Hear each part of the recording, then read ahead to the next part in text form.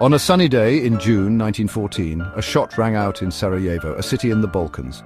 Archduke Franz Ferdinand, the heir to the Austro-Hungarian throne, and his wife Sophie were riding in an open car. A young man named Gavrilo Princip, a Serbian nationalist, fired 2 shots. The Archduke and his wife were killed.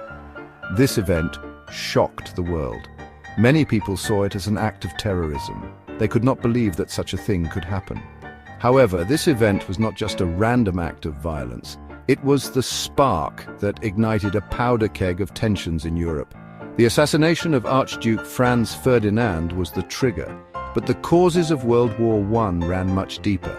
Europe in the early 20th century was a continent on edge. There were many different factors that contributed to the outbreak of war. These factors were like dry wood, just waiting for a spark to set them ablaze. One major factor was nationalism.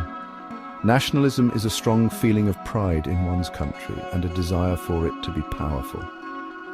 In the early 1900s, nationalism was on the rise in Europe. Many different groups of people wanted their own countries. They were tired of being ruled by empires. This was especially true in the Balkans, a region in southeastern Europe. Another factor was imperialism. Imperialism is when a country takes over other countries to build an empire. In the late 19th and early 20th centuries, European countries were competing with each other for colonies. They wanted to control as much land and resources as possible. This competition for colonies led to tension and mistrust between the European powers. For example, Germany was a rising power and wanted to expand its empire. This brought it into conflict with Great Britain and France, which already had large empires. Militarism was another important factor that contributed to the outbreak of World War I. Militarism is the belief that a country should have a strong military and be prepared to use it to achieve its goals. In the years leading up to the war, European countries spent vast sums of money on their armies and navies.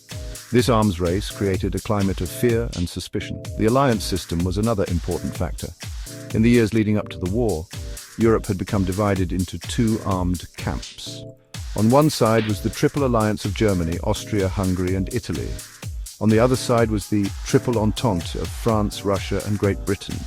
This system of alliances meant that a small conflict could quickly escalate into a major war. If one country went to war, its allies would be obligated to help. This is exactly what happened in 1914. When Austria-Hungary declared war on Serbia, it set off a chain reaction. Russia, which was allied with Serbia, mobilized its army.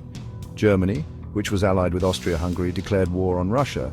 France, which was allied with Russia, declared war on Germany. Great Britain, which was allied with France and Russia, declared war on Germany. Within a few short weeks, most of Europe was at war. The world had never seen a conflict like this before. Millions of soldiers would die in the bloody trenches of World War I. The war would last for 4 long years and change the course of history. The assassination of Archduke Franz Ferdinand was the spark that started the war, but the underlying causes were much deeper. Nationalism, imperialism, militarism, and the alliance system all played a role in setting the stage for the deadliest conflict the world had ever seen.